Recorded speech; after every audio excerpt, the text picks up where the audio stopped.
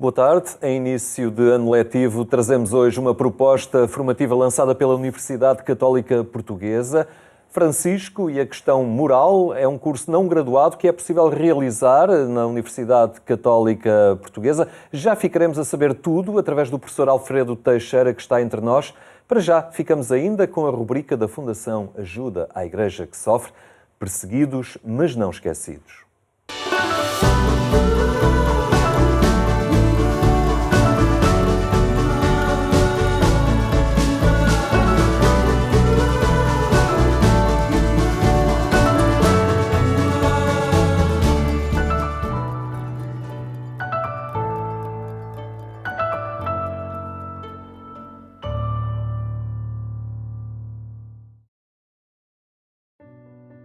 Não é possível imaginar o trabalho da Igreja em África sem o apoio das rádios. De facto, mesmo agora, quando quase todo o mundo está ligado através das redes sociais, quando a internet parece dominar toda a comunicação, mesmo agora, sem as rádios, as velhinhas telefonias a pilhas, seria de facto muito difícil, ou mesmo quase impossível, o trabalho da Igreja. Vastas regiões de África não têm eletricidade, as estradas são más ou inexistentes e há muitas pessoas que vivem em pequenas aldeias, em zonas de difícil acesso. Como chegar a elas? Pelas rádios, claro. As rádios diocesanas são um precioso apoio, são um verdadeiro companheiro de jornada para padres e irmãs, para catequistas e para todos os que trabalham na evangelização. A Fundação AIS está profundamente empenhada em apoiar o trabalho dos que mantêm no ar, às vezes, sabe Deus como, as emissões das rádios da Igreja, como é o caso da rádio Muzi Otunia, na Zâmbia. Radio Otunia, in Livingstone.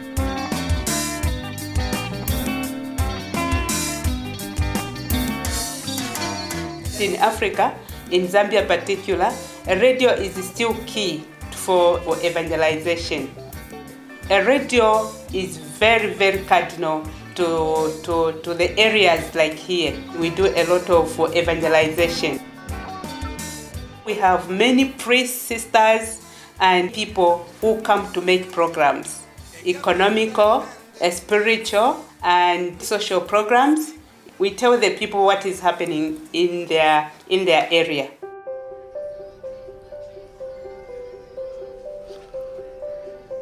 The majority of the human resource are the volunteers.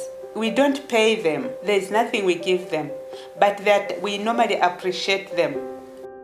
So in last year, we thought of having to source for funds to buy the bicycles for the volunteers. It is just a token of appreciating that they can be reaching the radio station faster than walking. They take a lot of time.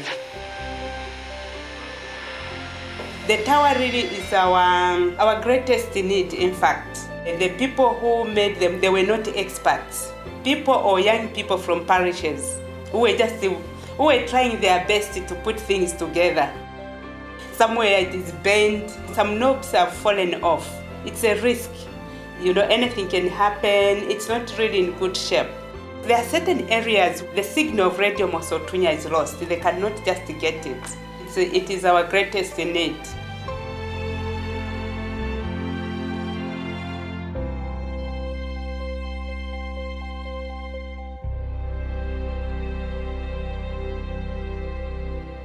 Esta rádio na Zâmbia vive num equilíbrio precário. A torre de emissão está torta, precisa de conserto e de maior potência para chegar mais longe, a mais aldeias, a mais pessoas. Esta rádio, como vimos, trabalha essencialmente com voluntários. As bicicletas que a Igreja deu a cada um deles é uma forma de lhes dizer muito obrigado. Na verdade, nada paga o trabalho destes homens e destas mulheres empenhados em ajudar os mais pobres, em levar uma palavra de conforto aos que vivem mais longe e que estão mais sós. A Igreja também é isto. A Igreja em África conta muito com o apoio da Fundação AIDS para que as antenas das suas rádios estejam sempre no ar, a dar boas novas ao mundo. E o mundo precisa tanto de boas notícias. Todas as semanas marcamos encontro aqui, porque há uma igreja que precisa da nossa ajuda.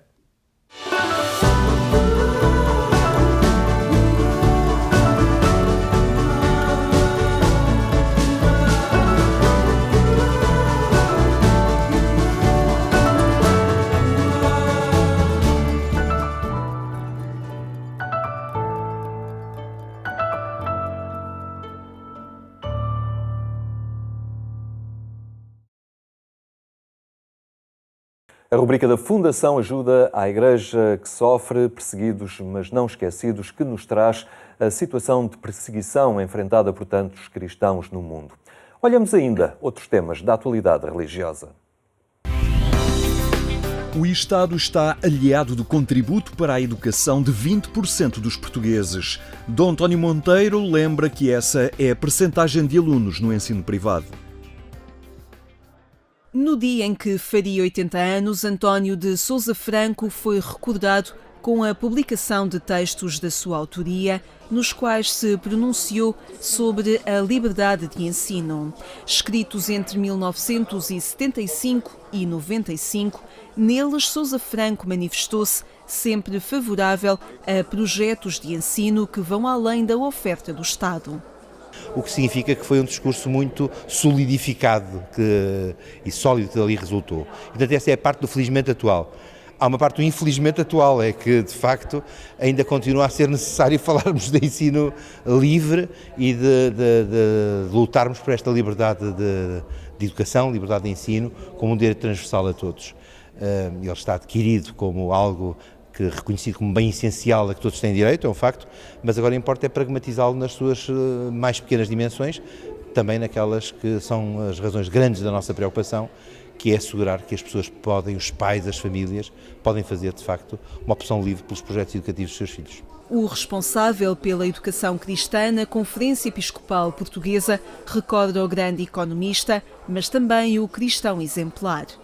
Ele era um cristão convicto, era um homem que vivia a partir do Evangelho, e é a partir do Evangelho que esta reflexão que vamos apresentar hoje neste livro aparece como a dignificação do ser humano, a opção da família em escolher a educação dos filhos, o contributo que o Estado deve dar para que haja a possibilidade de escolha, a liberdade da educação, e estes valores são, ele cita várias vezes os documentos do Concílio Vaticano II, tal como outros documentos e também da Conferência Episcopal, e isto é um contributo muito, eu ia dizer, profundo nesta reflexão que se impõe no nosso país. Sublinhando que a liberdade de ensino ainda não é uma realidade em Portugal, Dom António Monteiro avança alguns números. É bom dizer que no nosso país 21% do ensino em Portugal a partir do pré-escolar é particular, ou é cooperativo ou confessional, o que significa que deste 21%, na maior parte, o Estado está aliado do contributo na educação dos cidadãos portugueses. E há outros fatores que também é bom tê-los em conta. No secundário, no ensino particular, eu gosto de chamar cooperativo e escola católica, são 20% do total os que estão nas nossas escolas. Eu acho que isto merece uma reflexão por parte dos nossos governantes e por parte das pessoas que, nesta nossa sociedade, queremos uma sociedade justa, equilibrada, onde a dignidade do ser humano seja, portanto, o centro do nosso fazer e do nosso agir. Presente nesta sessão evocativa, Matilde Sousa Franco recordou a atenção que o marido sempre dedicou ao ensino livre. O meu marido era, eu acho que sobretudo no meio das suas múltiplas tarefas, eu acho que era sobretudo um professor e como tal preocupadíssimo com os problemas da educação e realmente foi pioneiro nas questões da liberdade da educação. Escreveu, como sabem, uma série de textos nesse âmbito e agora é um tema de uma extrema atualidade e, portanto, esta publicação é muito bem-vinda e foi com uma grande alegria que eu recebi esta notícia. A clareza e determinação dos valores de António de Sousa Franco foram recordadas por amigos que com ele trabalharam na construção do Portugal democrático. Devo dizer que a escolha desta obra para ser lançada neste dia em que celebramos os 80 anos do nosso querido amigo e mestre, significa exatamente que, para nós, o fundamental é regressarmos à sua palavra, é regressarmos ao modo como permanentemente ele se mobilizou, se interessou pela causa pública e, naturalmente, nunca esquecendo a sua qualidade de homem de fé. A obra António de Sousa Franco e a Liberdade de Educação foi apresentada pela reitora da Universidade Católica Portuguesa, que citou o autor para evidenciar um texto de 1976, onde este definia o que considerava como liberdade de educação. E cito António de Sousa Franco: "Na verdade, ensino livre é uma instituição de ensino que não existe verdadeiramente entre nós. Trata-se de um direito fundamental e da estrutura de ensino dele resultante, nos termos do qual os pais podem escolher o ensino que desejem para os seus filhos. Isto implica, como direitos acessórios, a livre fundação de escolas, as quais não serão desfavorecidas em confronto com as estaduais, e justifica suficientemente a liberdade de aprender dos alunos e a liberdade de ensinar dos professores." António de Sousa Franco e a Liberdade de Educação é uma obra com a coordenação da Associação Portuguesa de Escolas Católicas e edição do Secretariado Nacional da Educação Cristã.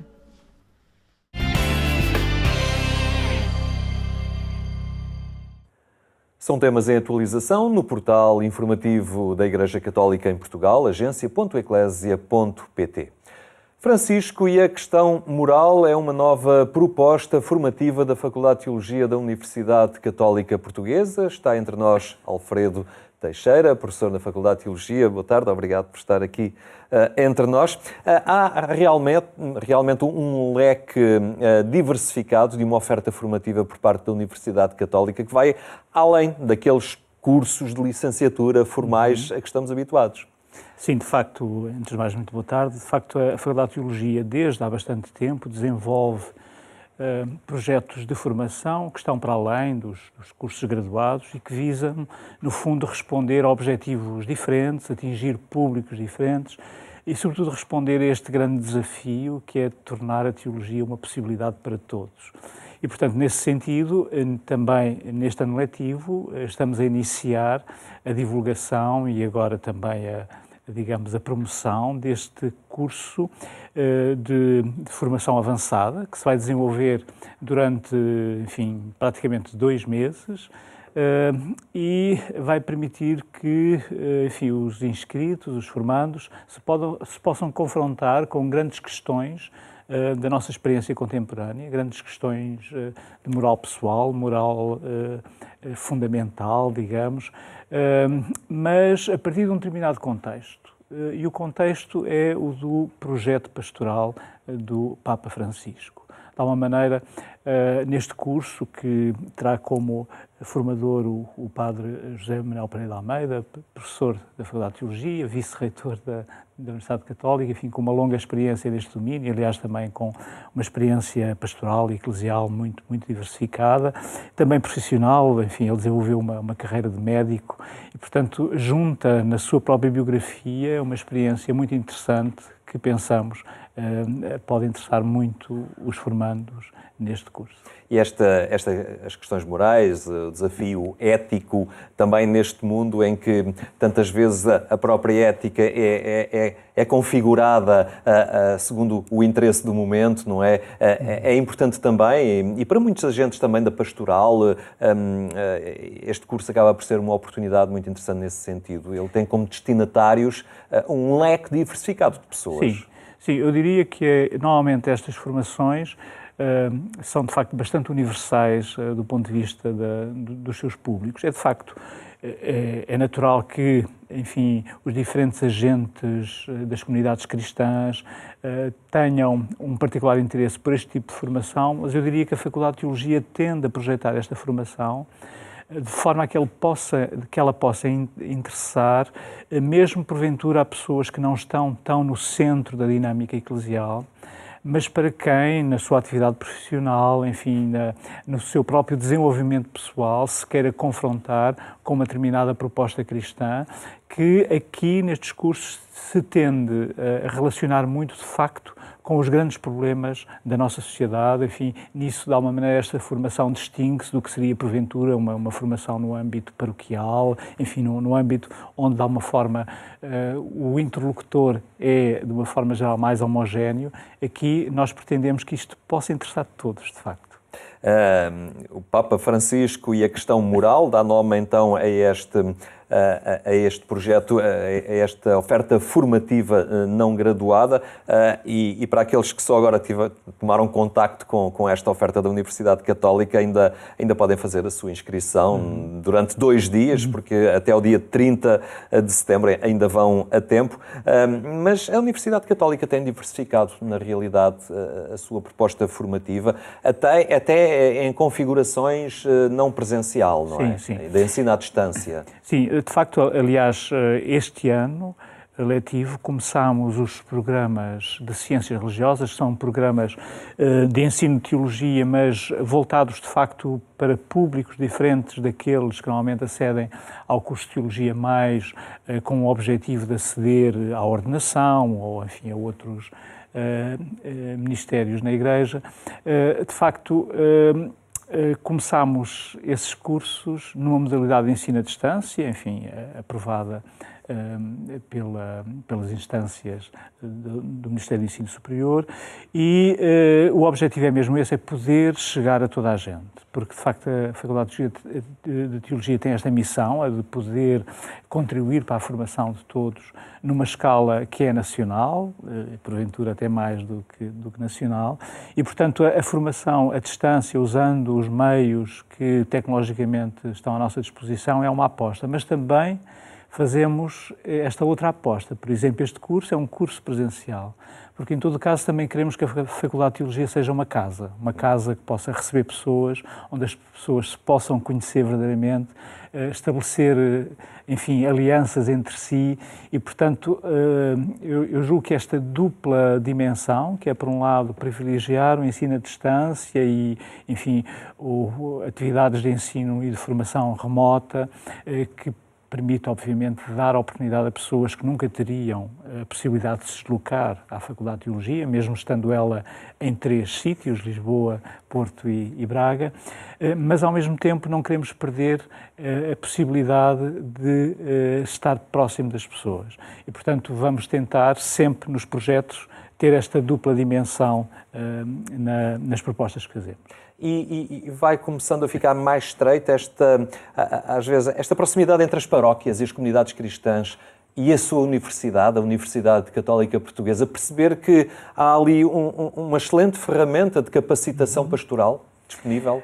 Sim, eu penso que sim, embora eu diria que há bastante trabalho a fazer nesse domínio, porque, em todo o caso, as pessoas que chegam até nós chegam muito na lógica do seu interesse pessoal, ou seja, da sua decisão pessoal. É claro que depois as comunidades, grupos vão beneficiar disso, mas talvez falte ainda algum trabalho que permita, de uma maneira mais orgânica, as instituições católicas perceberem, de facto, o contributo que a Faculdade de Teologia pode dar naquilo que são os seus problemas, as suas lógicas de ação, os seus projetos.